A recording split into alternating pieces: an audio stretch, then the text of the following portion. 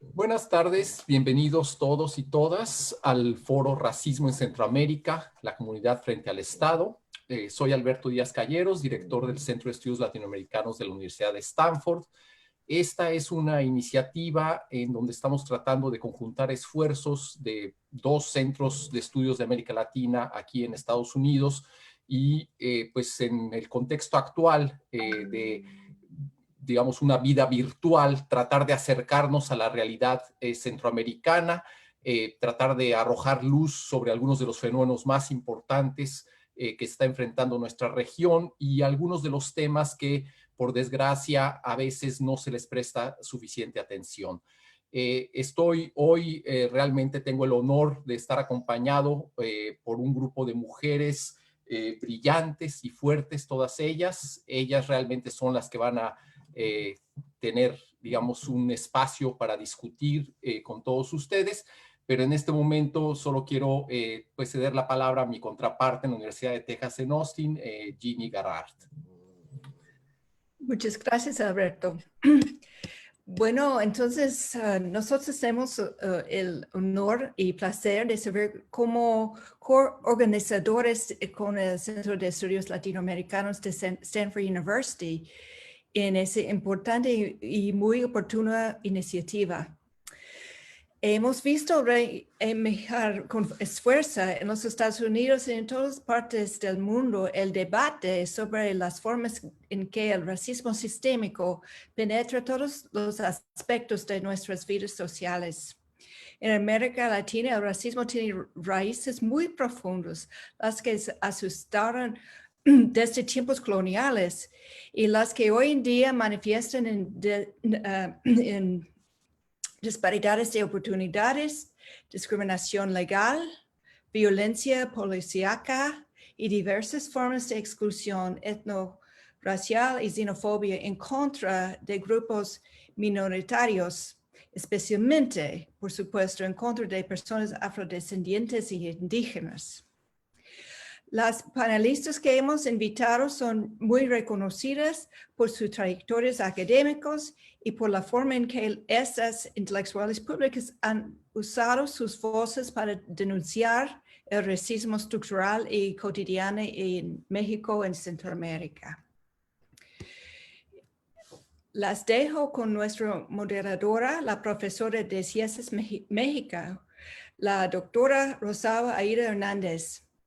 Doctora Hernández es antropóloga formada en Stanford y quien además ha servido como profesora visitante en múltiples ocasiones, incluyendo su estadía como profesora visitante Tinker en Lila Spencer hace un par de años.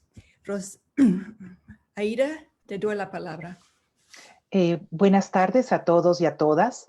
Es para mí un verdadero honor poder estar hoy aquí con estas tres mujeres valientes que han sido una inspiración para la reflexión crítica en toda América Latina.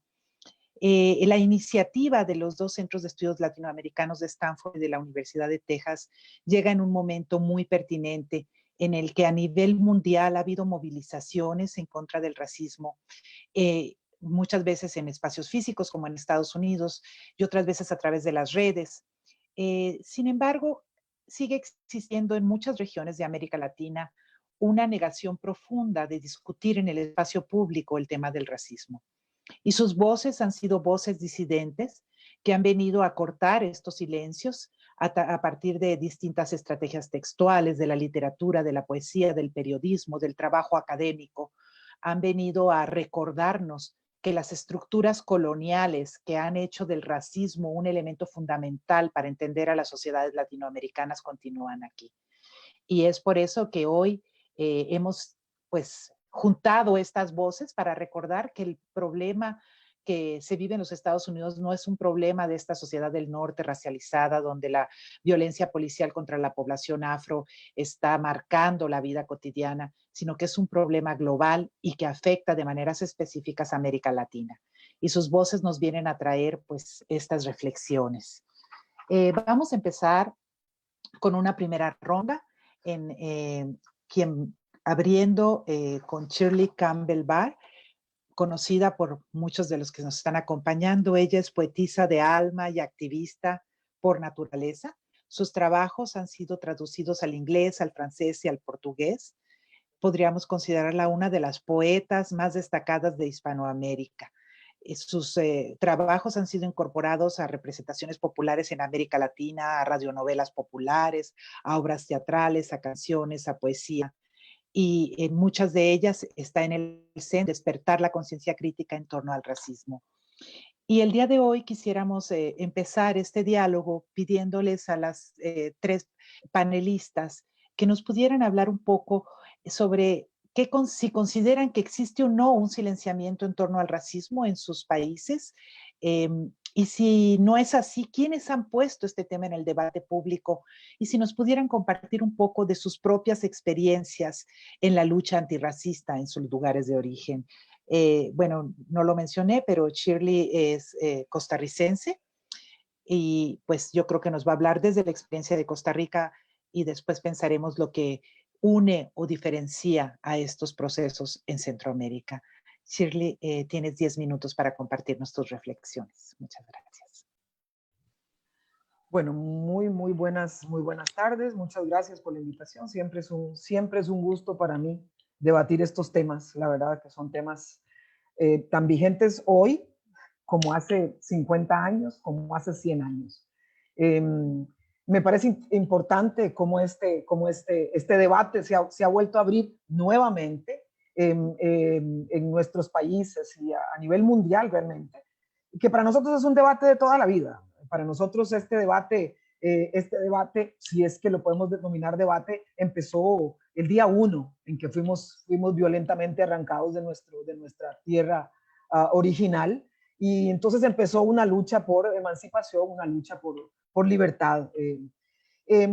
Ante la pregunta que me hacen sobre si ha habido un silenciamiento en torno al racismo, bueno, yo voy a hablar desde mi país, pero también voy a hablar un poquito, me gustaría compartir, porque yo la verdad yo soy una participante activa del movimiento afrodescendiente en mi país, pero también, bueno, yo vivo en Panamá en este momento, y he vivido en varios países de América Latina, y además participado del movimiento afrodescendiente en América Latina desde hace 30 años, puedo decir, más o menos. Entonces, me parece importante también responder esa pregunta con eso en mente.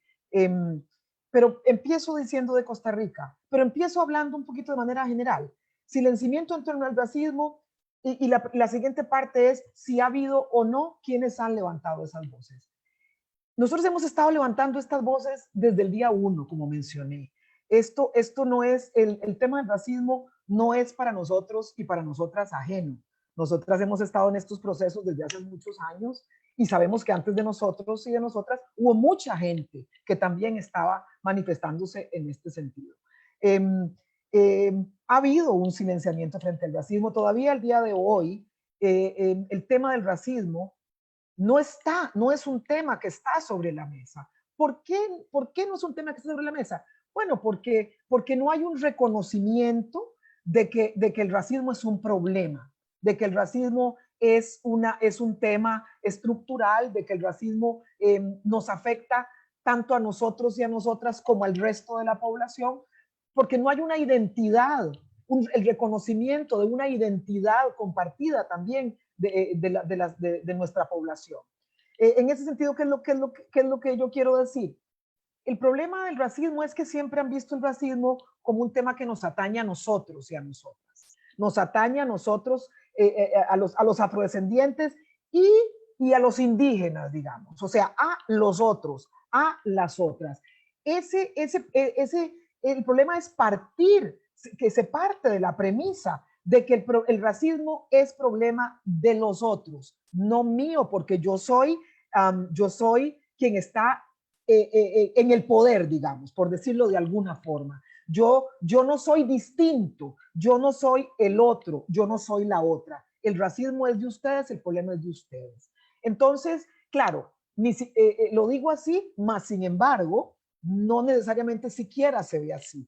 No es de ustedes, es que en un país como Costa Rica, históricamente, no hay minorías. ¿En qué sentido? Somos muy homogéneos. Costa Rica por mucho tiempo se galardoneó, digamos, de decir que era un país que no tenía población indígena, era muy mínima, y nosotros, afrodescendientes, que nosotros somos una segunda migración, digamos, no voy a llamar la primera migración porque no es una migración, pero nosotros llegamos, yo pertenezco a una identidad afrodescendiente en mi país que arribamos al país a final del siglo XIX.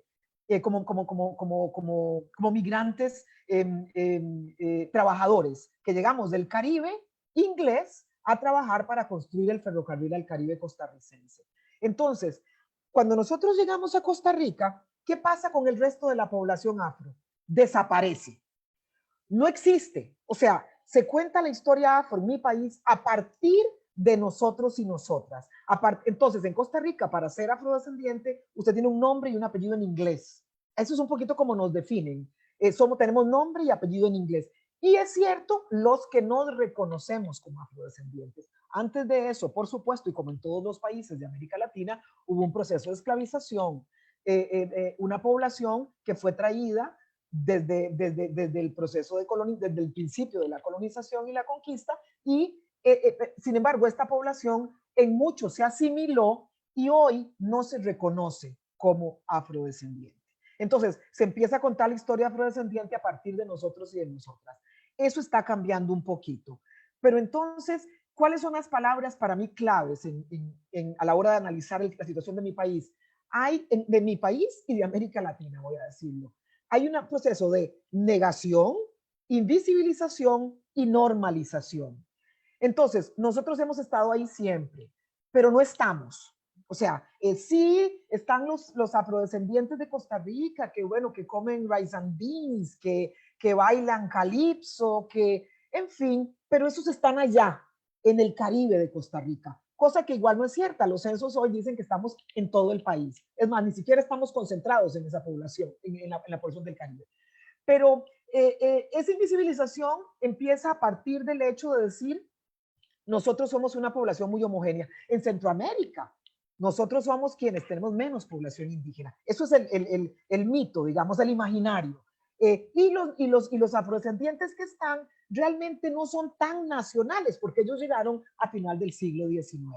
Entonces eso ha contribuido a que estas poblaciones, digamos, que la población afrodescendiente en particular sea vista y hayamos sido vistos durante todo el siglo XX y este siglo XXI, se nos sigue viendo como una población extranjera en términos generales. No voy a decir que es una cosa tan clara y tan definida, sin embargo, seguimos siendo los que llegaron de Jamaica.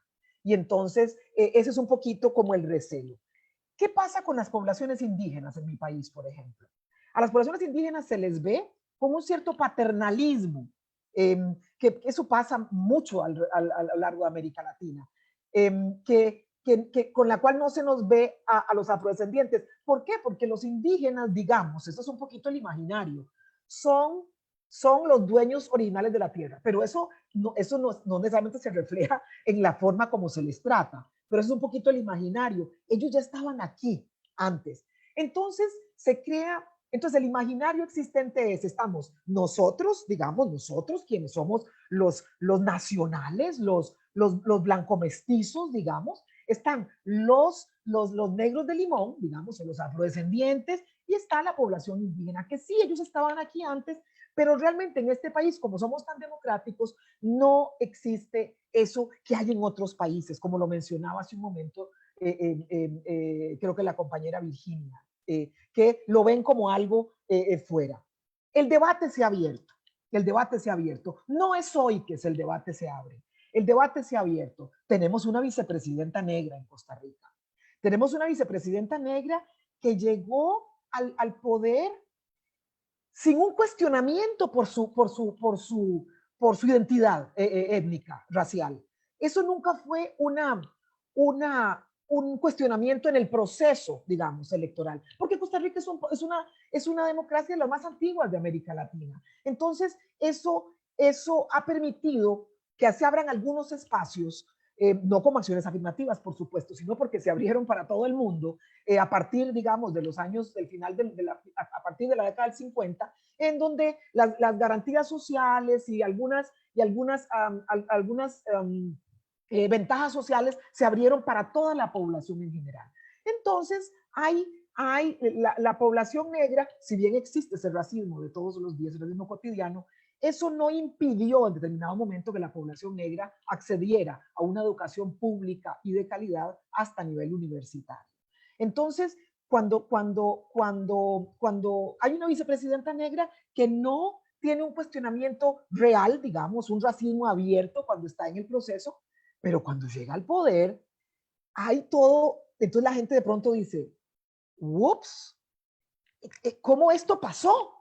O sea, llegó una vicepresidenta negra, el mundo lo celebró, porque esa es la realidad. Costa Rica no se dio cuenta que el mundo lo celebraba hasta que el mundo lo estaba celebrando. O sea, Costa Rica no se dio cuenta, no dijo, wow, dimos un paso histórico. No. No se dieron cuenta hasta que el mundo empezó a celebrarlo, hasta que nosotros y nosotras afrodescendientes empezamos a celebrarlo, entonces el mundo empezó a celebrarlo, entonces dijeron, opa, conseguimos algo histórico. Sin embargo, ahí empezó la batalla. Ahí empezó la batalla y empezó el ataque real. ¿Quiénes somos? Esta mujer afrodescendiente se nos coló de la vicepresidenta de este país, el más blanco de Centroamérica, digamos. Hicimos un paso histórico. Para terminar, ha habido un silenciamiento, no ha habido un debate sobre el racismo, y la razón por qué no ha habido ese debate es porque no se acepta que pueda haber un racismo estructural, no se acepta. Hay todos los días, y bueno, ya me imagino que en el transcurso del debate hoy veremos cuáles son esas manifestaciones. Pero bueno, Costa Rica dio un paso histórico definitivamente, es un paso histórico. Y hoy la vicepresidenta de Costa Rica tiene el tema en el debate público.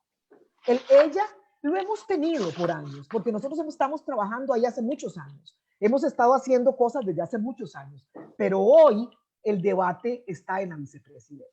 O sea, ella como líder, porque llegó ahí caminando con pies propios. Llegó después de ser líder afrodescendiente, después de ser líder en el movimiento feminista, incluso en mi país, llegó con el mismo discurso.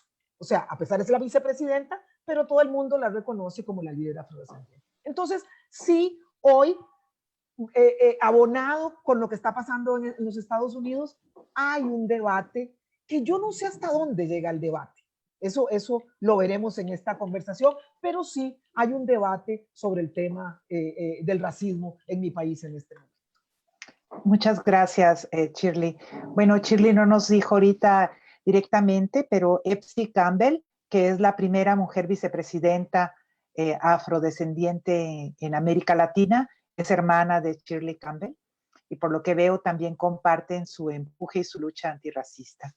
Yo creo que aquí estamos poniendo un tema importante, que el racismo no siempre funciona de la misma manera. Hay este racismo integracionista que invisibiliza, que niega, y hay un racismo segregacionista que excluye. Tal vez luego vamos a poder ver los matices de las formas en que se manifiesta, pero es evidente que el mito del mestizaje ha sido fundamental en América Latina como una forma de negación, y vamos a ir viendo cómo se van articulando. Imagino que continuaremos abonando en esto con la doctora Juliet Hooker.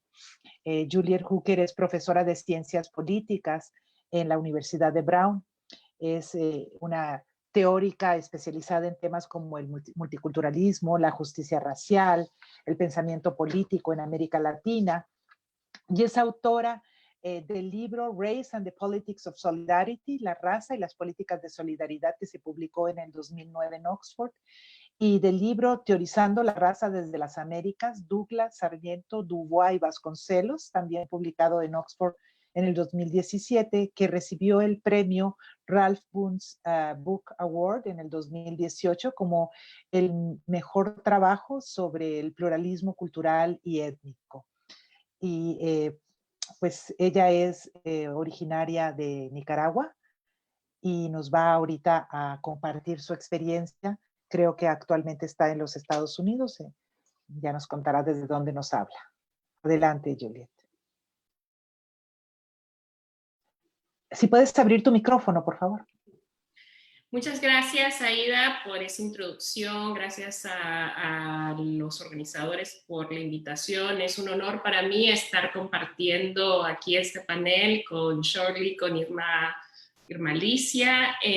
Entonces, voy a decir algo, yo creo que cosas que van a concordar mucho con el análisis muy agudo que nos ha brindado Shirley sobre que realmente cuando hablamos del racismo en América Latina en general, sí es cierto que en mucho de América Latina, en Nicaragua también, ha habido silencio sobre el racismo. No ha habido esta idea de que en Latinoamérica no hay racismo. Nosotros no somos racistas, no tuvimos segregación racial como en los Estados Unidos o apartheid como en Sudáfrica. Entonces nosotros no somos racistas. Y ese mito, esa idea de que no hay racismo en Latinoamérica es muy, ha sido muy constante y sigue hasta este momento. Yo creo que una de las cosas muy interesantes de que estemos teniendo este debate ahorita es el hecho de que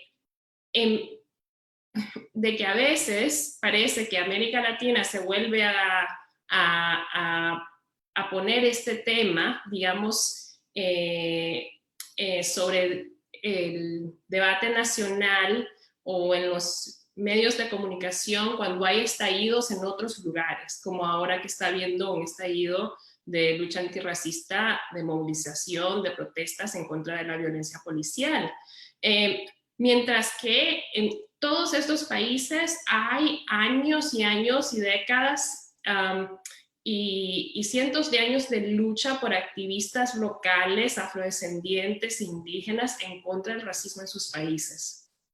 Pero entonces es interesante cómo toma el que hay este estallido en otro lugar, en los Estados Unidos, para que veamos este tema. Una parte de la pregunta de Aida que había planteado es qué rol tenemos los académicos y cómo nosotros hemos enfrentado el hablar de este tema. Entonces yo quería empezar hablando un poco de una experiencia que yo tuve en el 2008, en una conferencia justamente sobre afrodescendientes en México y Centroamérica, en que a mí me habían pedido que viniera a hablar acerca de movimientos afrodescendientes en Centroamérica. Entonces yo di mi charla y al final de la charla una de las primeras preguntas que me dijeron, porque como Shirley, yo soy de la costa caribe de Nicaragua, de esa parte del país que es identificada con lo afro, y eso tiene un efecto de silenciar la presencia de afrodescendientes en el resto o de afrodescendencia en el resto del país, ¿no? Entonces tenemos estos nombres que vienen en el caso de la comunidad creole, nosotros estuvimos ahí antes de que llegara el Estado de Nicaragua, pero también tuvimos en el siglo XX y XIX también tuvimos ese movimiento de migración del Caribe, y eso se fusionó en una comunidad creole que tiene una historia muy larga que antecede la presencia del Estado de Nicaragua en lo que es nuestro territorio. Pero entonces el imaginario es este imaginario, ¿no?, de la costa como el lugar donde existe lo afro y lo indígena en Nicaragua. Lo afro y lo indígena entonces se imagina como que no existe en el Pacífico y Centro. Pero entonces yo tengo este nombre, ¿no?, anglo, doy mi presentación, y el señor parece que no sabía que yo era nicaragüense, y me hace esta pregunta y me dice, ¿por qué usted viene aquí? Y yo estaba trabajando en una universidad de los Estados Unidos, en la Universidad de Texas, en ese momento, y me dice, ¿por qué usted viene aquí a hablar de esto? Porque este no es un tema que realmente sea central para los afrodescendentes en Centroamérica y en América Latina. ¿Por qué no viene a hablarnos de lo que está pasando con los afrodescendientes en su país, diciendo en los Estados Unidos? Entonces, ¿no? Ese fue un momento en que yo yo creo que ejemplifica un poco el reto de que el silencio que ha habido a nivel nacional también se ha reflejado en nuestra práctica académica en América Latina, ¿no? De que el racismo no ha sido tomado siempre como un tema central o clave que la academia latinoamericana tiene que o puede investigar. Y entonces yo creo que ese es un reto y algo que hay que retomar y repensar, ya que estamos poniendo el tema al debate. Y eso también refleja la ausencia de intelectuales, de académicos afrodescendientes e indígenas en la academia latinoamericana, que es también una de las razones por la una parte del problema, ¿no? Entonces yo, hablando ya un poco de esta historia, de cómo pensamos históricamente el racismo en Nicaragua, yo lo que diría es que Nicaragua siempre ha tenido un nacionalismo oficial que ha sido racista en el sentido de que ve a la costa caribe como el lugar de lo negro y lo indígena, la ve como una región exótica y no se piensa que es una región que tiene sus propias historias, su propia cultura, su derecho a gobernarse. Esto es por la mayoría de la historia de Nicaragua. Hay un momento en los años 80 y 90 cuando hay un reconocimiento de la diversidad cultural del país, cuando hay reconocimiento de los derechos a la autonomía, de la diversidad lingüística, del derecho al territorio de estas comunidades afrodescendientes indígenas, a sus pueblos afrodescendientes indígenas en la costa caribe. Y se empiezan a reconocer ciertos derechos y a reconocer hasta cierto punto de que ha habido un trato histórico que no ha sido igual con estas comunidades, con estos pueblos. Pero ese es un momento de expansión que realmente se va cercenando. Yo creo que en el momento actual estamos en un momento en que esta atención al racismo ha disminuido. Y aún en ese momento de los años 80, ese reconocimiento que hay del multiculturalismo que se da en los 80 y 90, es un reconocimiento no necesariamente al racismo estructural, sino que más bien a la diversidad cultural. Entonces se reconoce que hay diversidad cultural, pero realmente no se interroga de manera clave cómo es que el racismo estructural se reproduce en Nicaragua. Y entonces, parte del reto que perdura hasta hoy en Nicaragua es este reto de cómo hacer visible no solo la presencia del racismo, sino que toda la mayoría del país, demográficamente, la mayoría mestiza del país, que piense que el racismo es un problema de ellos también. Y no solo un problema que, como muy bien decía Shirley, que este interés o que solo les concierne a los pueblos afrodescendientes indígenas. Y yo creo que realmente el proceso de empezar a pensar, ¿no?, cómo es que se reproduce el racismo en Nicaragua, cómo es que seguimos con una jerarquía racial en que lo que está más cerca de lo blanco todavía no, en todas las esferas es visto como lo más deseable, a menos que sea de una manera exótica, como decir, vamos a ir a la costa porque ahí tienen comida con coco, vamos a la costa porque ahí bailan muy bien y es muy divertido, ¿no? Esta visión muy exótica del Caribe. ¿Cómo podemos pensar cuáles son las maneras en que, por ejemplo, se continúa relegando a la población afrodescendiente indígena, no se respetan sus territorios, sigue habiendo despojo de sus tierras comunales, a pesar de que hay reconocimiento en la Constitución a esos derechos. ¿Cómo es que estas son las regiones que todavía siguen siendo las que tienen los menores índices de acceso a servicios básicos de educación, agua potable, empleo? Todos estos patrones, ¿no? Que son los patrones en que vemos cómo se va reproduciendo la jerarquía racial, a pesar de que en los países latinoamericanos no ha habido necesariamente hace muchos años leyes, digamos, que directamente discriminatorias. Entonces, lo que tenemos que realmente confrontar en América Latina es que la jerarquía racial se sigue reproduciendo aun cuando hay una estructura que supuestamente no es discriminatoria.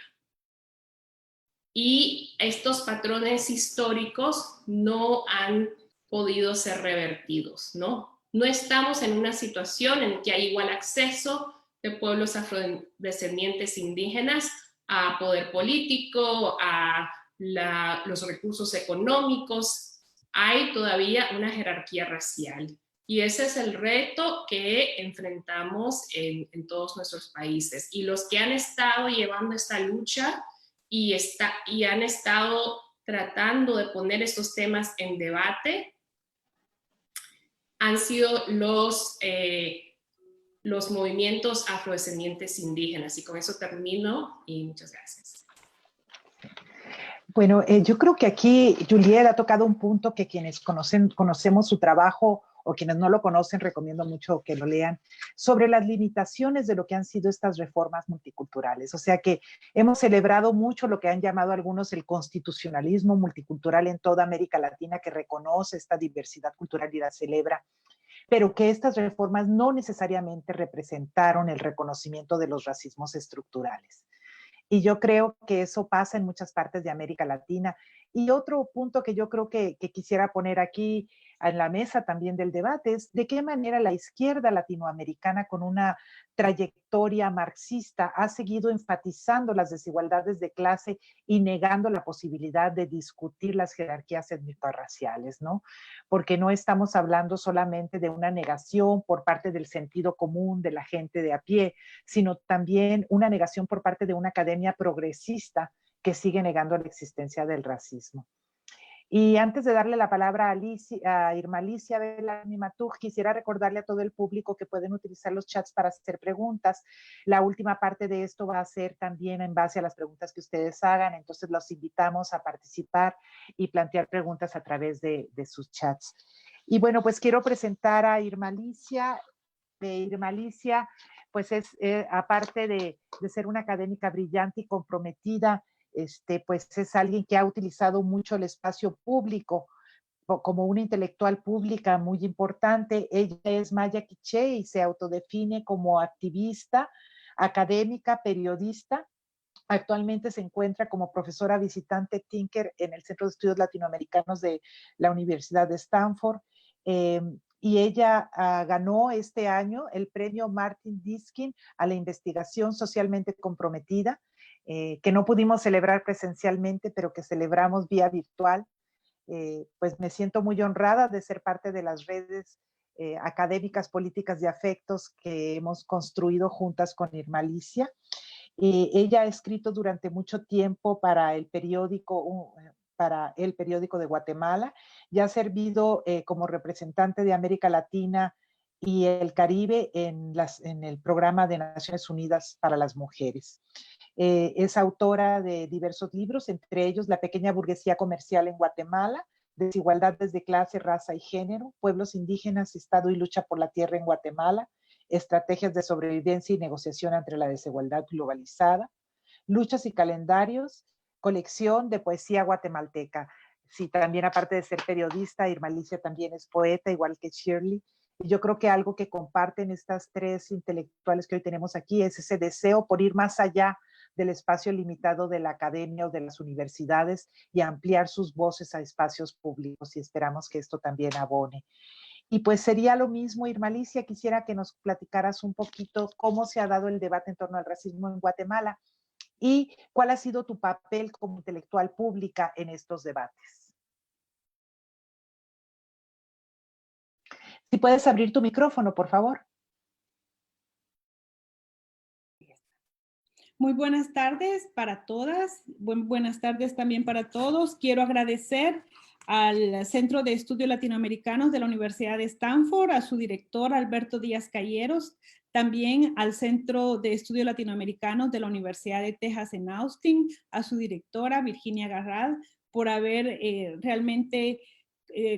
por habernos convocado y hacer este evento que es sumamente importante en el momento por el que está atravesando, diríamos, el mundo en general. Yo quiero plantear un poco sobre el tema del silenciamiento hacia el racismo y voy a retomar mucho de lo que dijo tanto Shirley como Juliet. Aquí hay que poner algo también sobre la mesa y es que ese silencio ha sido un silencio brutal, ha sido un silencio a través de leyes que han sido impuestas exclusivamente a los pueblos indígenas, a través de instituciones como los ministerios de educación, los ministerios de salud, todos los ministerios, incluyendo el Ministerio de la Defensa, que ha usado su poder para reclutar a jóvenes antes de la guerra en nuestro país de forma obligatoria y después de firmada la guerra a través de la pobreza extrema y también a través de políticas, ¿verdad? Y aquí un poco esas políticas que vemos en la vida diaria. Es inaudito, por ejemplo, que en Guatemala, que se ha empujado varios juicios por justicia transicional en los cuales se ha demostrado por un lado, cómo las atrocidades que se cometieron contra los pueblos indígenas fueron en base al racismo que existía de ese estado y de esos gobiernos. Pero cuando vemos a las y los sobrevivientes en los tribunales, vemos a hermanos y hermanas que están más pobres que estaban antes de la guerra. Eso es parte de cómo este racismo se ha venido silenciando. En el caso de Guatemala, hasta 1995 se reconoció que existían los pueblos indígenas. El pueblo maya, que es la mayoría, los datos oficiales nos hablan de que somos el 40%. En el fondo, cuando uno va a las comunidades no es así, pero somos la mayoría, el pueblo garífuna, el pueblo xinca y el pueblo afrodescendiente. Sin embargo, es hasta 1995 que se reconoce en un acuerdo de paz. O sea, antes de 1995 no se podía hablar de pueblos indígenas ni se podía apelar a una identidad desde una perspectiva jurídica y legal. O sea, no existíamos. A partir de 1995 que empezamos a existir, hay que hacer una anotación. La Constitución de Guatemala, contrario a otras constituciones de América Latina que sí fueron alteradas en varios artículos para reconocer la diversidad étnica que tenían, para el caso de Guatemala, la Constitución, que es de 1985, no fue en ningún momento cambiada. O sea, existimos por este acuerdo, pero no porque la Constitución lo reconozca. Eso también es parte de ese silenciamiento. Y ahí nos dice claramente que podemos ser la mayoría poblacional, pero seguimos siendo la minoría política. Esto es como South Africa, ¿no? Es así, claro, una mayoría que está siendo sometida políticamente por este Estado. Luego, en Guatemala era legal sacar a cualquier hombre o mujer indígena de cualquier espacio público hasta el año 2002. Cualquier persona que llegara a cualquier restaurante, que llegara a cualquier institución, podía ser sacada públicamente por ser indígena, por hablar su idioma, por vestir con sus trajes regionales, por no hablar el español, y esto se cambió hasta el año 2002. O sea, estamos hablando que Guatemala, a pesar de que tiene la mayoría poblacional, los retrasos, los silencios, la opresión ha sido permanente y constante. A partir del año 2002 se aprueba una ley que es muy general para reconocer la discriminación étnica y la discriminación racial, pero no pasa la ley que estaban empujando los pueblos indígenas, que era una ley contra el racismo. Esta no ha pasado ni va a pasar. Por lo menos mi generación, yo creo que voy a morirme y yo no voy a ver esa ley porque hay todos los sectores que están en contra de que pasen estos derechos, están cada vez trabajando graníticamente y tienen tomado las diferentes esferas de poder en Guatemala, lo cual hace esto muy difícil. Entonces, tenemos, después de que se firma, después de que pasa esta ley que es general, se crea una institución que se llama CODIRSA y que es la encargada, que es una comisión unida a la presidencia y es la encargada de tratar de atender todos los actos de racismo en contra de la población indígena. Esta institución, si bien fue concebida por los mismos pueblos indígenas, ha tenido varias fallas.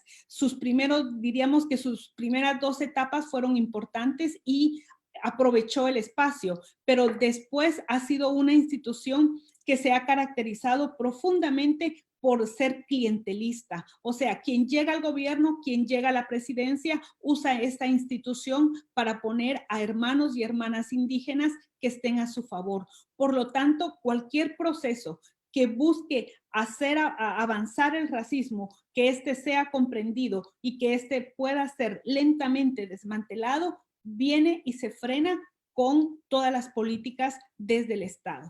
Entonces tenemos que sencillamente en Guatemala el tema del racismo como una opresión, quienes lo han denunciado son los pueblos indígenas. El Estado no le ha interesado por lo que ya expliqué. Y ahora si nos vamos a la academia, bueno, esto también es trágico, porque el papel de la academia ha visto el racismo como un tema cuando alguna mujer o algún hombre indígena denuncia un acto de discriminación, la academia lo asume y lo toma en un momento muy concreto, muy específico para hacer alguna investigación alrededor de eso, pero luego cuando el tema ya no está puesto en el espacio público, todo ese trabajo de investigación se queda paralizado. O sea, no hay una continuidad, pero tampoco hay un reconocimiento, ¿no? Los centros de investigación les hace falta también tomar en cuenta a las generaciones de hombres y de mujeres que se han formado y que son muy capaces y que son muy brillantes.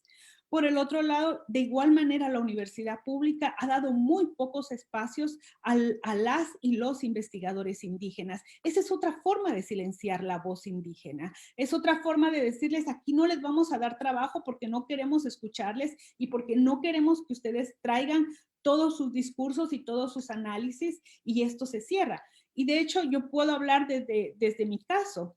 He tenido la fortuna de enseñar en las mejores universidades de Estados Unidos, pero no he podido enseñar en mi propio país, precisamente por ese silenciamiento a esta opresión. O sea, esto es irónico, ¿no? Antes se decía que no podía dársele a los indígenas los espacios en la academia porque no habían indígenas preparados. Ahora que hay un bloque bastante fuerte de mujeres y de hombres en diferentes niveles y con diferentes especialidades, los espacios se cierran. Esto hay que analizarlo también. Esto hay que ver desde esa perspectiva cómo ese silencio está conectado a el silencio del Estado. Y es que los medios de comunicación pues no son objetivos, van a responder a los intereses de los sectores que controlan hegemónicamente nuestro país. Entonces, creo que lo que hemos tenido en Guatemala ha sido un silenciamiento y lentamente políticas multiculturales que funcionaron muy bien a partir de 1997 al año 2004. A partir de ahí diríamos que funcionaron. A partir del 2004, estas políticas multiculturales empezaron a desgastarse lentamente, precisamente porque no atendieron los elementos más importantes que demandaba la población indígena, que era un cambio y una transformación en su vida diaria, en los temas de educación de calidad. No solamente que llegara la educación, sino no solamente que hubiera cobertura, pero también que llegar a una educación de calidad. Sistemas de salud, y lo estamos viendo ahorita con el COVID, las comunidades indígenas están realmente a merced de ellos mismos porque no hay ningún espacio en el cual el sistema de salud pueda realmente operar y brindar servicios. Y así podríamos ir mencionando cómo todas estas políticas han venido desgastándose de tal manera que en este momento en Guatemala tenemos un vacío muy grande sobre el tema del racismo. Quienes lo sacan cada vez que con esfuerzos muy grandes y con una lucha constante, pues son las mujeres y los hombres indígenas, pero sigue siendo dominado por los pueblos mayas. El pueblo Xinca y el pueblo garífuna, todavía la voz del pueblo Xinca se ha venido escuchando un poco más fuerte a raíz de que sus territorios han sido tomados por empresas transnacionales y que el Estado de Guatemala ha emitido licencias para exploración y explotación de recursos minerales en sus territorios y el pueblo Xinca en varias comunidades ha perdido casi hasta la mitad de su territorio completamente, que ha sido cedida a estas empresas. Es ahí que el pueblo Xinca ha empezado un proceso de recuperación de su identidad y también de demandar el tema de que al no haber consulta no pueden imponerse estas empresas en sus territorios. Pero el pueblo garífuna y el pueblo afrodescendiente, porque está, diríamos, aisladamente, no ha habido un espacio para que ellos expresen todo, diríamos, su postura frente a esta opresión. Pero bueno, no sé, yo creo que lo dejamos ahí porque vienen otras preguntas. Sí, yo creo que hay aquí un tema súper importante que nos compete a todos. Y es la manera en que las mismas universidades reproducen este racismo estructural silenciando a los académicos indígenas. Yo quería de las teóricas que leemos en mis cursos de feminismo. Son 4 feministas mayas guatemaltecas, Aura Cummins, Maricia Velázquez Nimatuj y Emma Ch y ninguna de las activa en Guatemala, lo cual nos habla pues de estas exclusiones, ¿no? Quisiéramos dar esta segunda ronda. Hay varias preguntas aquí que se refieren a algo que también habíamos platicado sobre hacer un esfuerzo de la experiencia afro y la experiencia indígena, si consideran. ¿No me escuchan?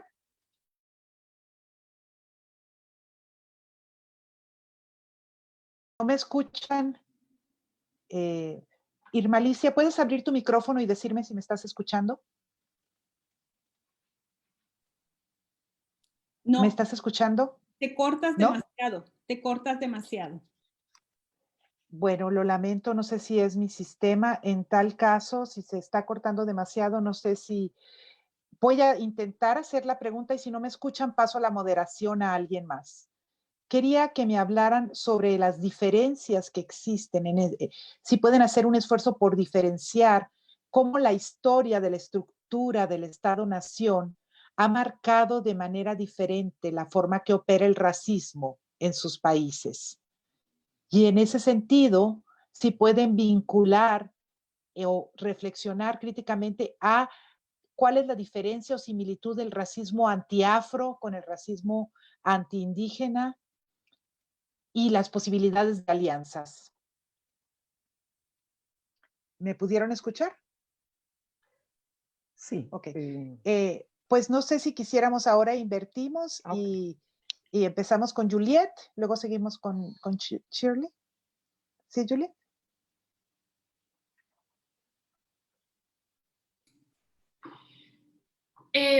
Bueno, yo creo que hay ciertos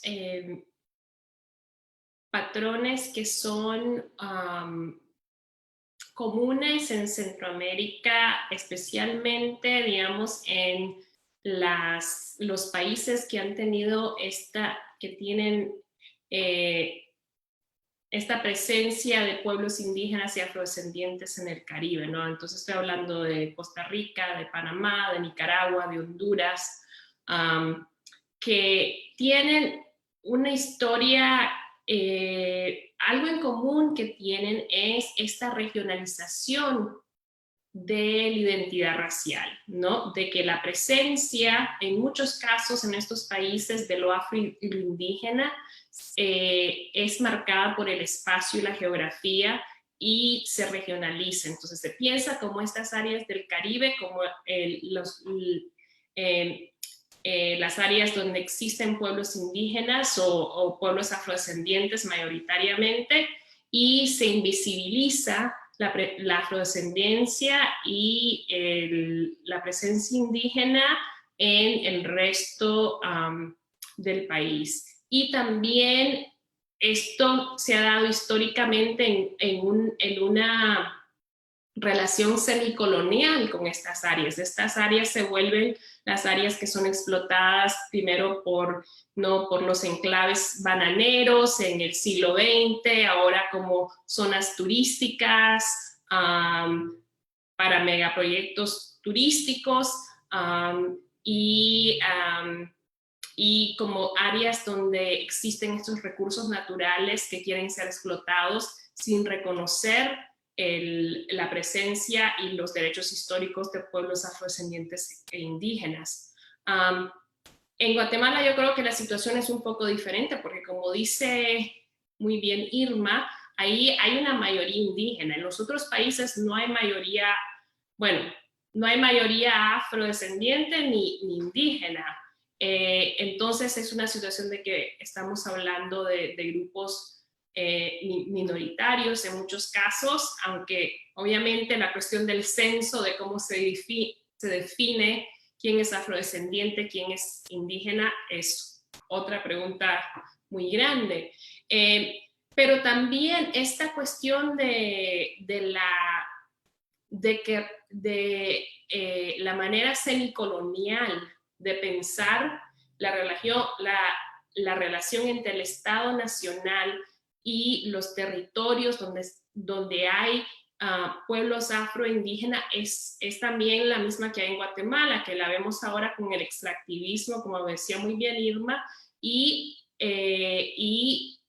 la lucha que sigue, que desde la creación de estos estados centroamericanos, la lucha que sigue continua por tratar de preservar sus territorios para muchos pueblos. Yo creo que otra cosa que diría que es importante, una diferencia tal vez, es en cuánto reconocimiento ha habido en cada país a la diversidad cultural, digamos, a la presencia de pueblos afrodescendientes, indígenas, otras minorías raciales o étnicas, y cuándo se da este reconocimiento, y si han habido políticas públicas que tratan de revertir el racismo histórico y contemporáneo. Yo creo que en eso hay variación entre los diferentes países y sería muy importante hablar de eso. Lo último que voy a decir, y voy a pasar la palabra, es que creo que otra cosa que tienen en común es que hay movimientos de pueblos afro e indígenas que están haciendo lucha antirracista en todos estos países que tienen larga data. No siempre se reconoce eso, pero para todos cuando empezamos a hacer ese trabajo histórico y estamos en estas comunidades, vemos que en todos estos casos hay una larga trayectoria de lucha contra el racismo, de lucha por sus derechos, de luchas por visibilizar su presencia de estos grupos, aún a pesar de el silencio del Estado y de la academia y de otras instituciones. Muchas gracias, Juliet. Yo creo que es para darle la palabra a Shirley, aquí Paloma Díaz nos está pidiendo, preguntando si cómo se ha dado esta articulación de las alianzas de manera específica entre los movimientos afros y los movimientos indígenas en Centroamérica y en sus países en específico, o si se ve como dos problemáticas totalmente separadas que no se han logrado articular. No sé si Shirley y Irmalicia quieran también abonar un poco más a eso. Ahorita estamos pensando como 5 minutos para esta parte para poder recuperar algunas de las preguntas del público que tenemos aquí también. Bueno, yo voy a tratar de ser breve. Y voy a empezar con la primera pregunta, porque se me fue lo de la academia, que me parece a mí que es muy importante.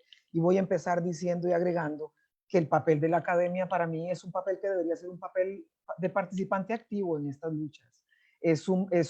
Lo mencionaba la compañera Irma Alicia. Nosotros hemos estado excluidos históricamente de la academia. Hemos sido sencillamente objetos de estudio a veces. Entonces, la academia tiene que ser participante activa en las luchas, porque la academia se debe en sociedades democráticas, la academia se debe a los pueblos, al pueblo en general. Entonces yo creo que lo decíamos en un evento que tenía yo recientemente, cuando se discutía en Costa Rica la presión de la academia. Bueno, sabemos, por ejemplo, en nuestros países, cuántas personas afrodescendientes están en la universidad. Tenemos datos de cómo estamos accesando a la universidad. En ese sentido, hay que empezar por ahí. Estamos accesando de manera democrática a la educación superior. ¿Estamos accesando o no? El cuerpo docente de las universidades. ¿Cuántos profesores universitarios hay? Yo creo que es muy importante empezar por ahí. La academia ha sido excluyente históricamente de los pueblos históricamente marginalizados. Ha sido excluyente y nos ha excluido y hemos sido a veces sujetos de estudio, pero ni siquiera mi trabajo, para poner un ejemplo nada más, el trabajo, yo tengo que estar escribiendo 30 años. En mi propio país, mi trabajo no se conocía. Fueron las universidades en Estados Unidos que volvieron, los departamentos de español, que volvieron la vista a América Latina para darse cuenta que un trabajo como el mío existía. Y es así como mi país entera. Pero bueno, yo creo que es muy importante revisar dentro de la academia, porque además la academia es responsable por la formación de profesionales que están yendo afuera a reproducir el racismo, a engrosar las filas del racismo estructural. Los centros educativos, por ejemplo, son los centros educativos en educación primaria, son uno de los principales reproductores del racismo. Y las maestras vienen de la academia. Tenemos que hacer una revisión de todos estos sistemas educativos que están reproduciendo este racismo y están haciendo que no está cambiando realmente, no estamos promoviendo el cambio desde, por ejemplo, desde la primera infancia. Solo para mencionar algunos elementos. Yo creo que la academia tiene que autorrevisarse y eso es muy, muy, muy importante, no solo en términos de números, en todo sentido, porque estamos reproduciendo también ese racismo. Y ¿cuáles son los aspectos comunes del racismo en la región? Yo creo que eso para mí es muy claro. Somos poblaciones excluidas. Somos poblaciones excluidas, estamos llenos de microrracismos todos los días. Hay un racismo estructural en todas nuestras estructuras que limita el acceso de las poblaciones indígenas, las poblaciones afrodescendientes, a accesos a la salud, accesos al desarrollo, participación política. No estamos representados. La democracia no está completa cuando no estamos representadas todos los grupos. ¿Cuál es la diferencia? La pobreza está localizada además en Centroamérica. Además de que hay que tener cuidado con el tema de las mayorías y las minorías, lo dijo Juliet. Yo vivo en Panamá. En Panamá hay una representación más o menos, digamos, de los afrodescendientes en las estructuras de gobierno, más o menos. Pero si usted sale a la calle aquí en Panamá, este es un país que yo no soy estadista, pero tengo ojos. Y yo sé que yo voy a la calle y aquí más de la mitad de la población es negra y el otro 40% es indígena. Estoy exagerando. Pero la población indígena y la población afro aquí son mayoría.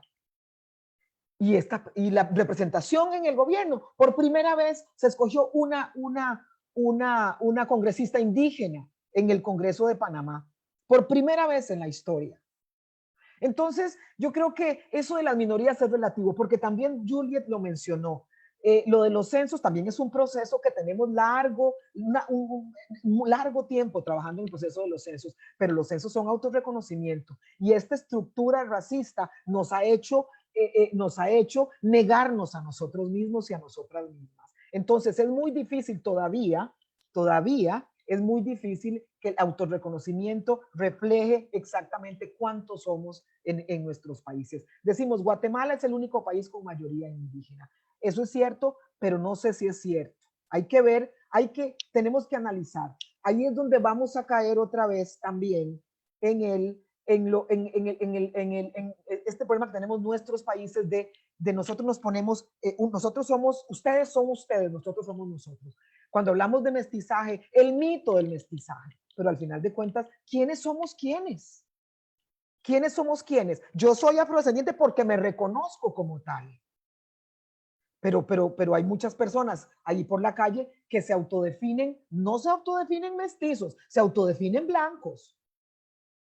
Pero nuestras sociedades están estratificadas por color de piel hasta el día de hoy. Entre más arriba usted se va, la piel de las personas es más clara. Entonces, ¿cuáles son los aspectos comunes? Bueno, estamos en posiciones de marginalización todos los afrodescendientes y indígenas en América Latina. ¿Cuáles son las cosas comunes entre los pueblos originarios y los afrodescendientes? Yo creo que hasta ahora no ha habido suficiente trabajo conjunto. No ha habido suficiente.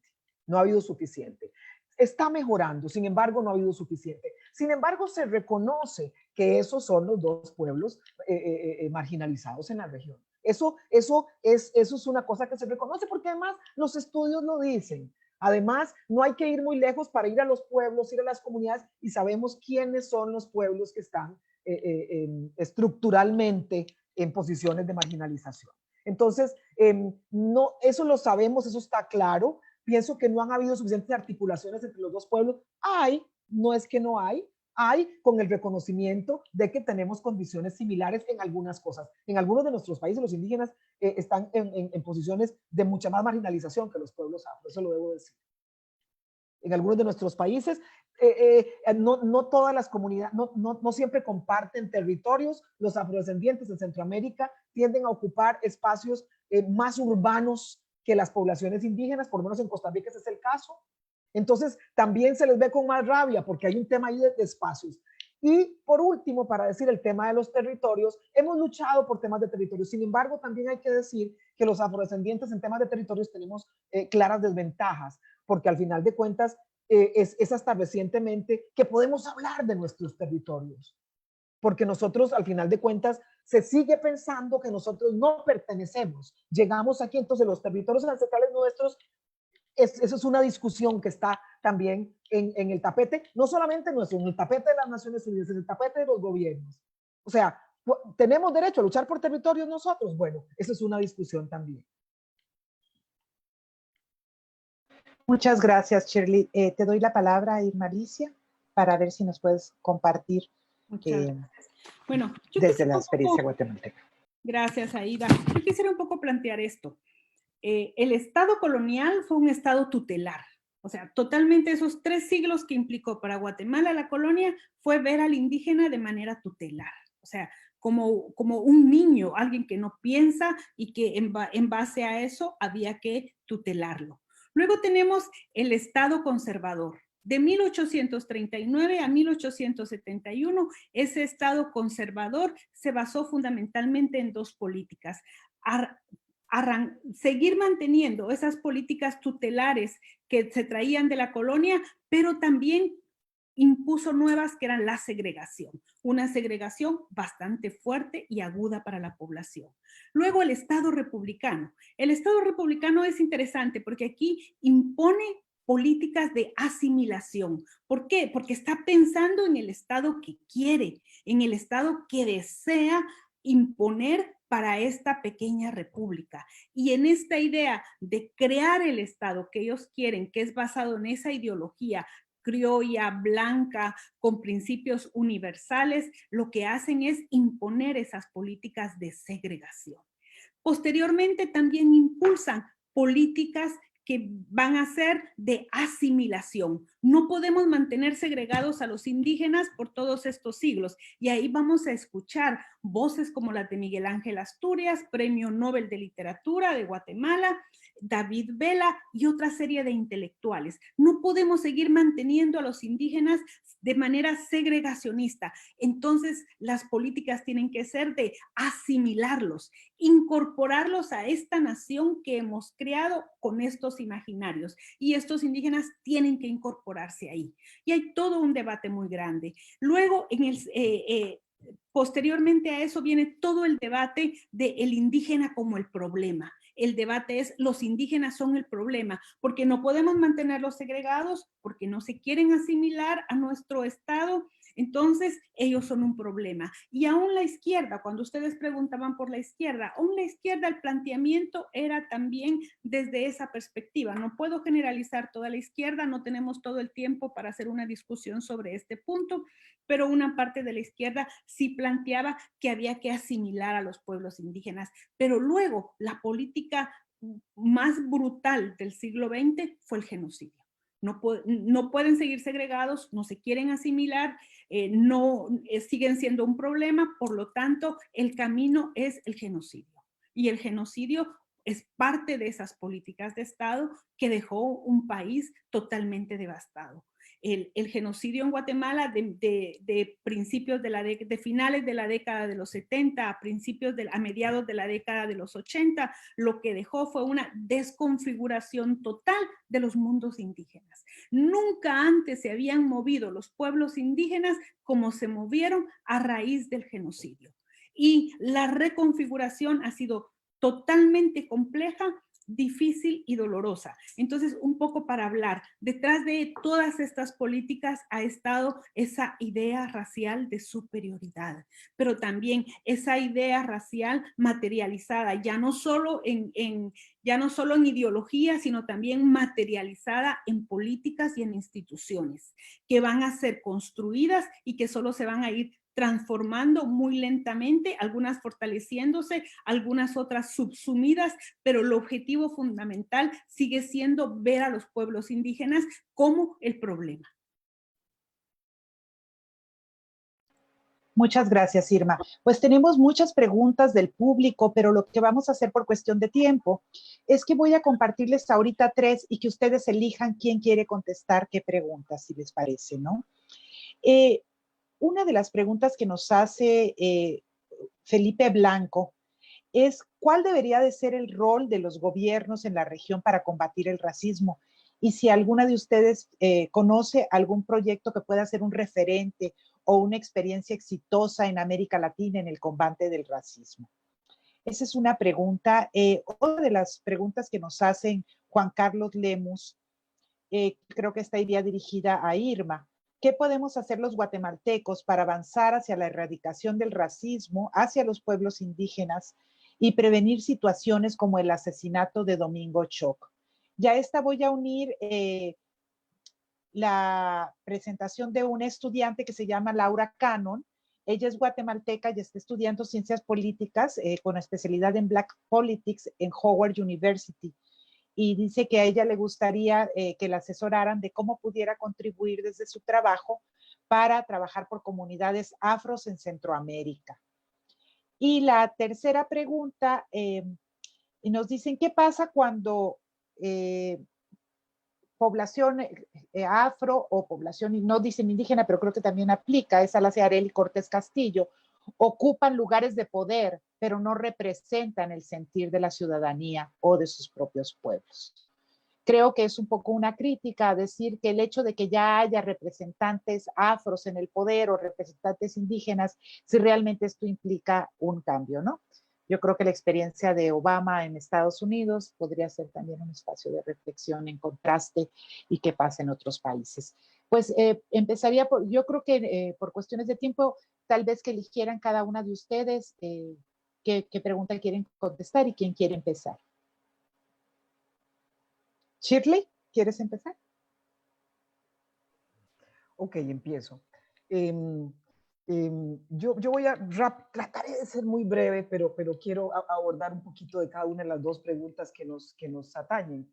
Cuando dicen, ¿cuál es el rol del gobierno en la lucha contra el racismo? Es que el racismo viene de las estructuras del Estado, empieza por ahí. Al final de cuentas, el rol de los gobiernos es todo.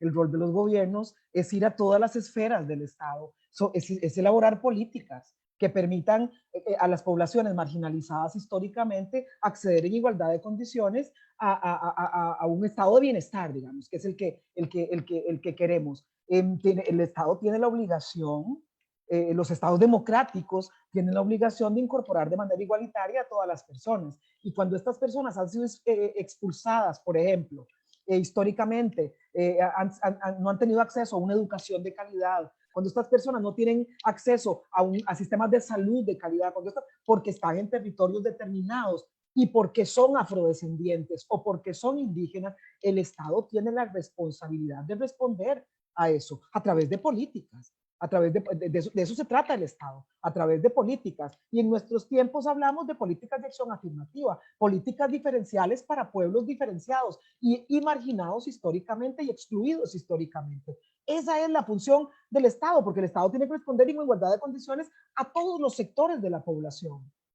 No puede ser que responda a unos y a otros no. Entonces, el Estado es el responsable por excelencia de responder a las necesidades de los pueblos históricamente marginalizados a través de políticas, a través de reformas, a través de todo lo necesario para que estos pueblos se equiparen con el resto de las poblaciones. Y por otro lado, ¿qué pasa? Esa pregunta me gusta. ¿Qué pasa cuando las poblaciones afro o indígenas ocupan lugares de poder y no responden? Bueno, resulta que es que no todo el mundo, nosotros y nosotras también recibimos la misma educación que recibió todo el mundo. Una educación racista, una educación excluyente, una educación que no incorpora los aportes, una educación que dice, hay unos que son menos que los otros. Entonces, ¿por qué esperar? Yo me pregunto, ¿por qué esperar que alguien sencillamente llegue a una posición de poder y entonces diga, ok, ahora sí, yo soy la persona que va a salvar a estas personas? Eso no funciona así necesariamente. Eso requiere de una conciencia determinada. Eso requiere de un trabajo de todo un estado, de toda una comunidad. ¿Y qué significa eso? ¿Por qué las otras personas que están dentro de los estados no responden a las comunidades afro también o a las comunidades indígenas? Se trata de responder a las necesidades de un país. Se trata de responder a las poblaciones que están marginadas históricamente. No, la responsabilidad mía no es la de resolver el racismo, porque yo no puedo. La responsabilidad no me toca a mí. Por supuesto que llegamos todos y uno espera, tiene la idea que cuando uno escoge personas para que están en los puestos políticos, los puestos de gobierno, esas personas, el objetivo de estas personas es afectar positivamente a toda la población.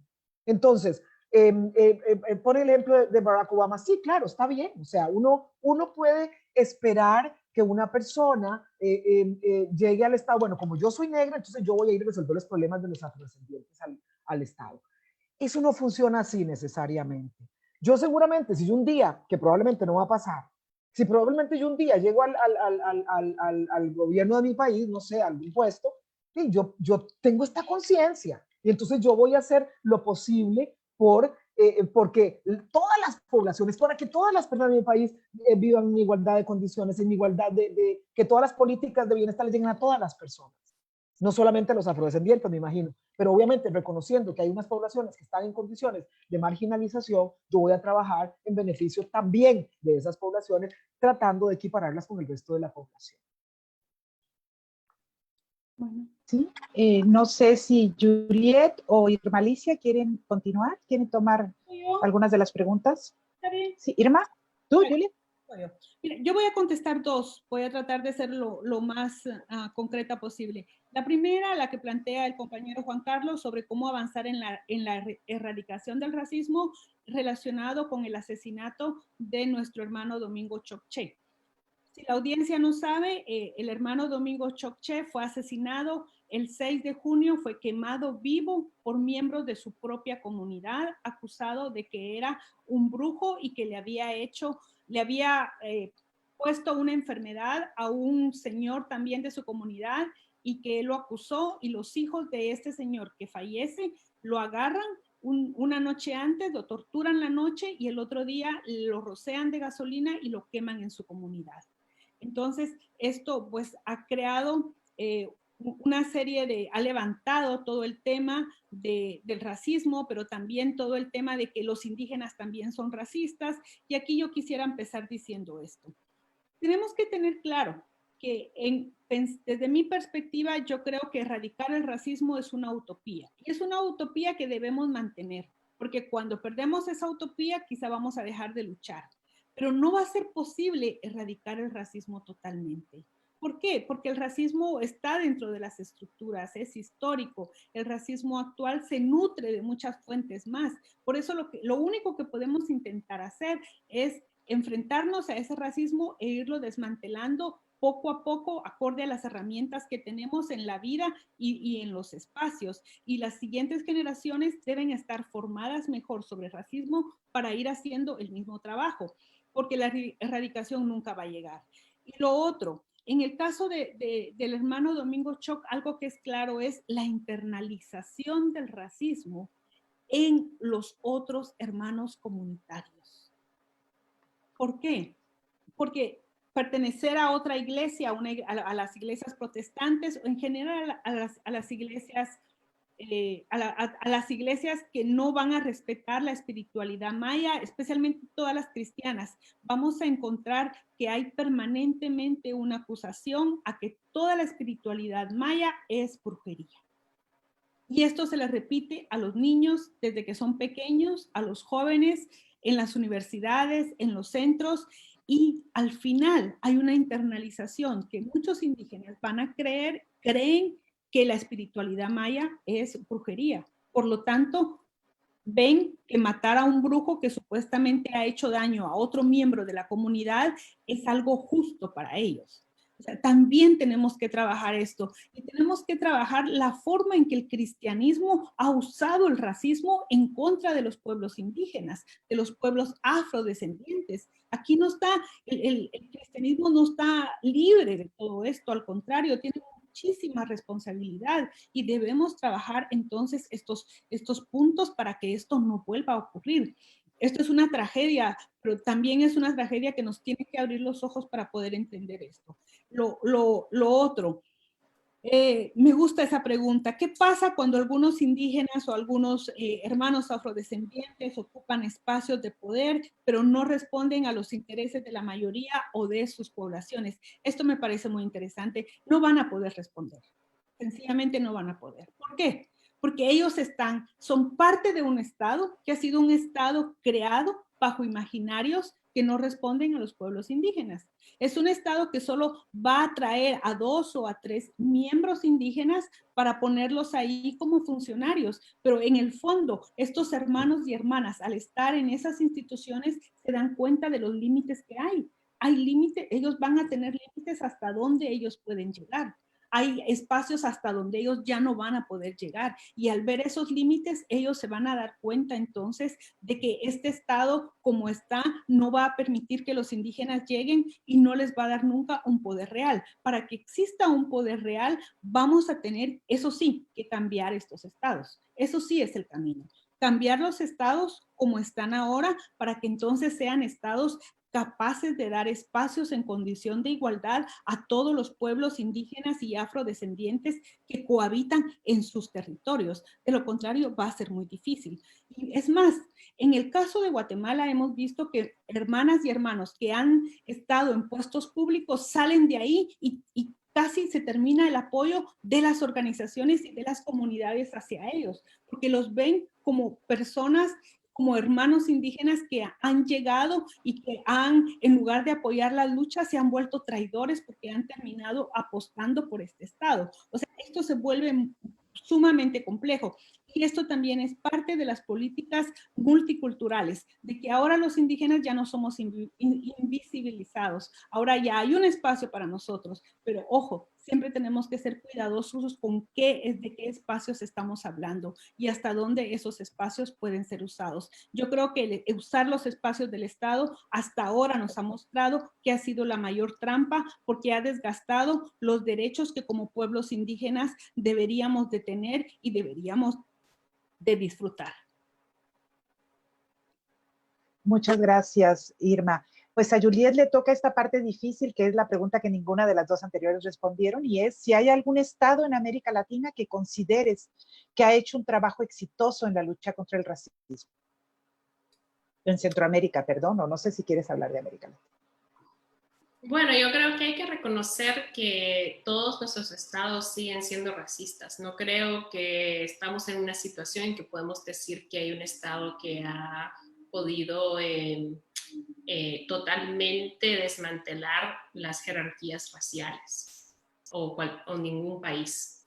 Es un proceso que todavía es el proceso en busca de la justicia racial, en busca de desmantelar el racismo. Es un proceso que sigue y que no simplemente, o sea, la representación es importante, pero como bien decían Irma y Shirley, también hay problemas con pensar que porque elegiste a una persona que es parte no, que es afrodescendiente, que es indígena, que es parte de un grupo excluido, que resolviste el problema del racismo, ¿no? Como en un momento hubo mucha gente que tenía esa percepción en los Estados Unidos. Entonces yo creo que lo que hay que ver es cómo los estados pueden empezar a desmantelar el racismo y a tomar acciones directas en contra del racismo. Y esto implica no simplemente reconocer la diversidad cultural, sino también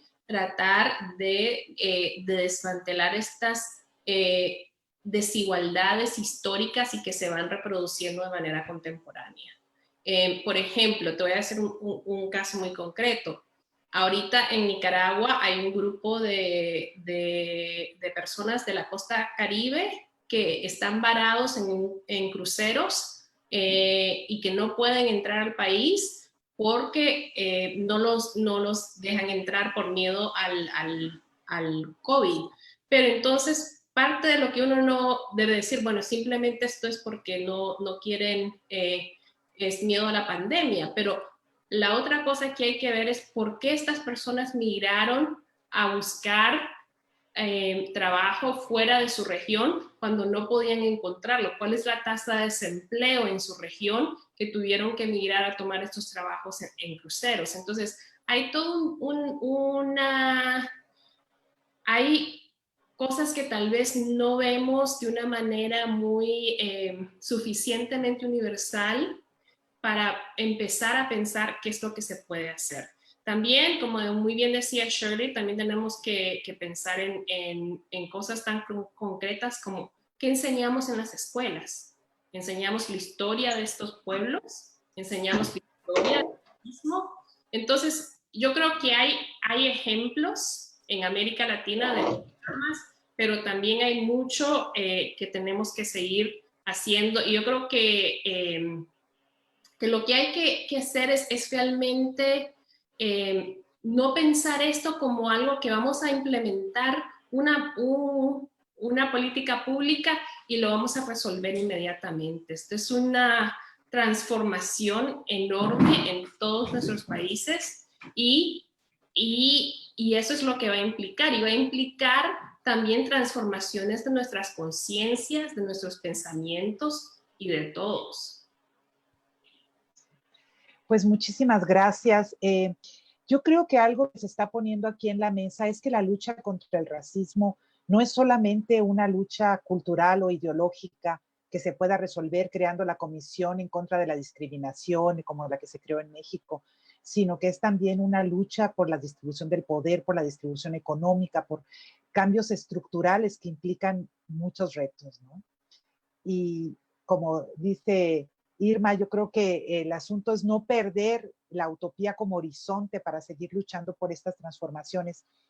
Pero a mí algo que me parece muy paradójico y que creo que las tres han puesto en la mesa y tal vez como para ir cerrando esta idea, es la manera en que nuestras propias instituciones universitarias siguen reproduciendo estas estructuras de exclusión, ¿no? ¿Cuántos profesores en los departamentos de antropología que siguen estudiando pueblos indígenas y pueblos afrodescendientes? ¿Cuántos académicos indígenas hay? Cuando hay, en México existió durante mucho tiempo el programa FOR para estudiantes indígenas, entonces hay ahorita varias generaciones de académicas y académicos indígenas con doctorado que hablan, aparte de su idioma originario, el español, y un idioma extranjero, y que siguen sin trabajo, ¿no? Entonces yo creo que un gran reto es la transformación de las propias instituciones, y abrir el foro a este tipo de temas pues es un primer paso, pero sí hay cambios estructurales y retos muy fuertes para seguir adelante, que a lo mejor lo primero es con nuestras instituciones. Y para ir cerrando, pues quisiera que cada una de ustedes pudiera compartir un último pensamiento de qué implica o hacia dónde tendríamos que ir ahora desde donde estamos para quienes están escuchándonos y para quienes están en la academia, en el activismo, la lucha hacia el racismo. ¿Cuál sería un último mensaje? Irma Alicia, ¿quieres empezar? Más bien cerrar sería el cierre de cada una de ustedes.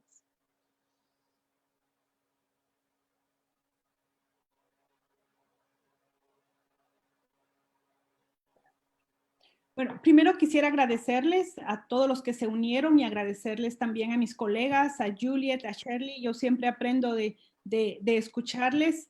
Creo que lo que y también a Ida, gracias por todo tu apoyo. Yo creo que hacia dónde ir ahora. Mira, nos toca seguir trabajando. Yo tomo el ejemplo de los pueblos indígenas de donde yo vengo. Ahí la lucha por resistir empezó desde que llegó esa invasión, ¿no? Y a partir de esa invasión se ha venido trabajando. A mí me tocó heredar parte de eso, a otras generaciones les tocará heredar otra parte, pero nos toca seguir trabajando, nos toca también seguir formándonos en el racismo, porque el racismo se va modificando, se va transformando. No es el mismo racismo que veíamos, por ejemplo, en la época tutelar, no es el mismo racismo de la época segregacionista. Han ido cambiando las leyes, han ido cambiando las instituciones, y entonces nosotras y nosotros tenemos que irnos preparando para poder ir afrontando a estos estados, pero yo diría ahora, más que a los estados, nos toca enfrentar a todas las empresas transnacionales. En pocas palabras, nos toca enfrentarnos a la economía mundial, porque la economía mundial está detrás de los recursos que poseen los pueblos indígenas, y esos recursos están en los pocos territorios que aún le quedan. Por lo tanto, tenemos también que saber cómo vamos a negociar y cómo vamos a trabajar en condiciones de igualdad. Esto es un reto fundamental para las nuevas generaciones de jóvenes indígenas, afrodescendientes, que deben y ojalá se metan a todos estos procesos para prepararse y para formarse. Juliet. Bueno, yo voy a aprovechar este tiempo porque hubo una pregunta que no respondimos, que fue la joven que preguntó de cómo puede ella saber más acerca de movimientos afro en Centroamérica. Yo quería decir que una manera en que, desde el punto de vista de la academia, ¿no? De los que ya estamos ahí, de lo que se puede hacer, es que tenemos que formar a intelectuales, abrir espacios para intelectuales afrodescendientes indígenas. También tenemos que hacer trabajo que realmente esté conectado con las luchas de las comunidades y que realmente les sirva.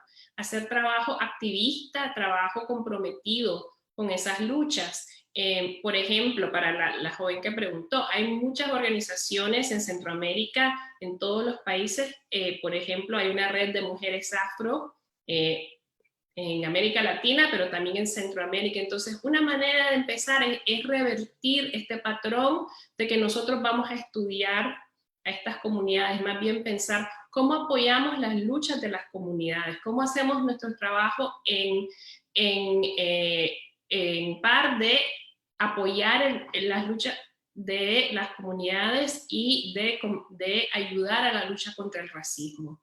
Y eso implica también tratar de transformar los espacios en que nos encontramos, ya sea el espacio académico, ya sea dentro de una institución, ya sea en cualquier ámbito en que nos encontramos. No, ese es un poco todo el reflexionamiento que se está dando en este momento en los Estados Unidos, de pensar, no es simplemente qué se está dando en la policía, sino qué se está dando en los periódicos, cómo se está reproduciendo el racismo en todos estos espacios y cómo nosotros podemos intervenir, seamos o no afro, indígena, en esos espacios para hacer los espacios menos racistas. Eso es algo que podemos hacer todos. Muchas gracias, Juliet. Para los que no alcanzaron a contestar sus preguntas, yo creo que podemos hacérselas llegar a las compañeras y que en el chat puedan ellas después responder, ¿sí? Y Shirley. Bueno, yo quiero retomar un poco lo que dijo, bueno, primero agradecer, la verdad que esta es mi última intervención, agradecer muchísimo este espacio, me parece que es muy valioso y aprendiendo, como dice Irma Alicia, realmente aprendiendo de todas las compañeras y compañeros que están en el debate. Pero yo quiero retomar lo que dijo Juliet, muy importante, porque yo creo muchísimo en el valor de la educación y yo creo que es fundamental.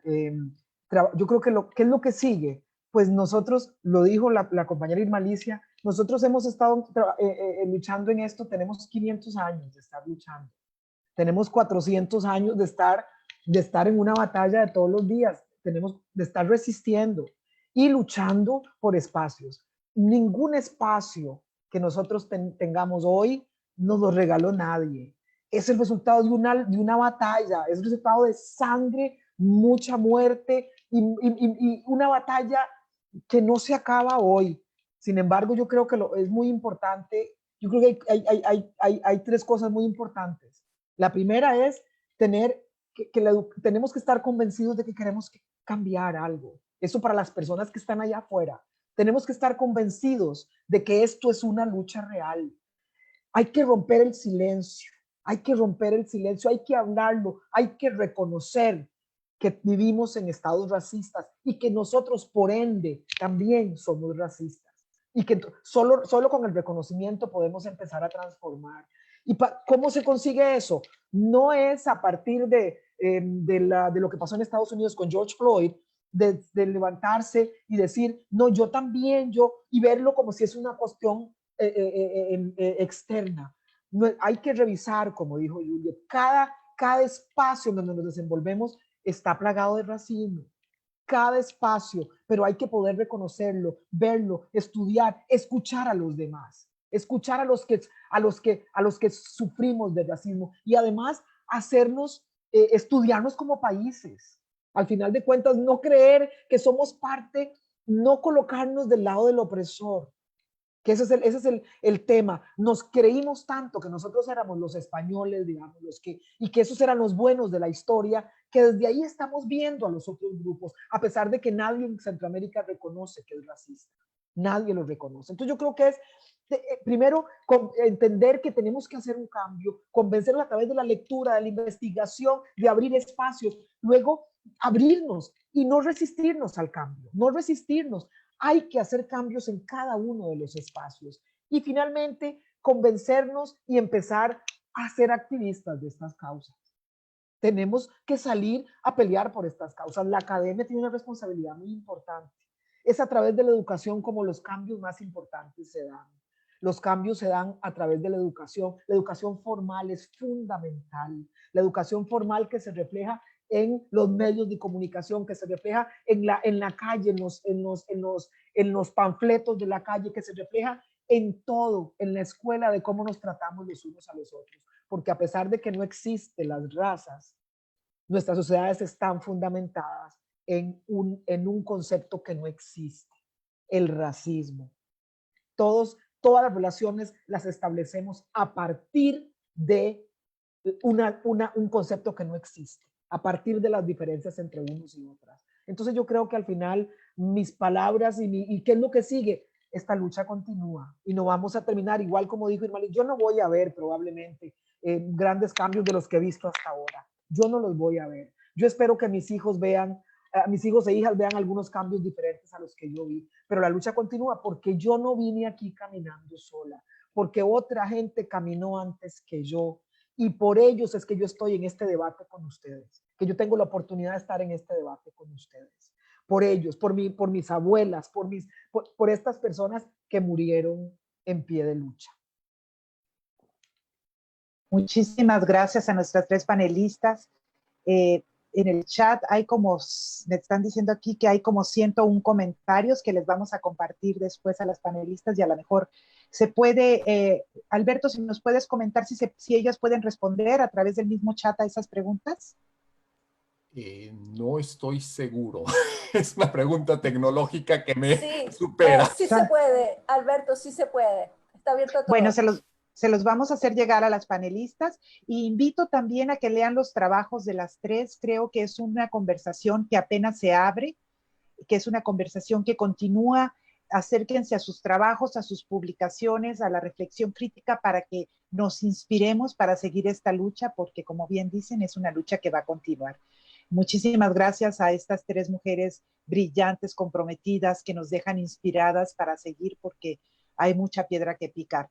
Y muchas gracias a la Universidad de Stanford y a la Universidad de Texas, a sus centros de estudios latinoamericanos, por promover estos espacios y seguir construyendo y tejiendo alianzas. Sí. Muchas gracias.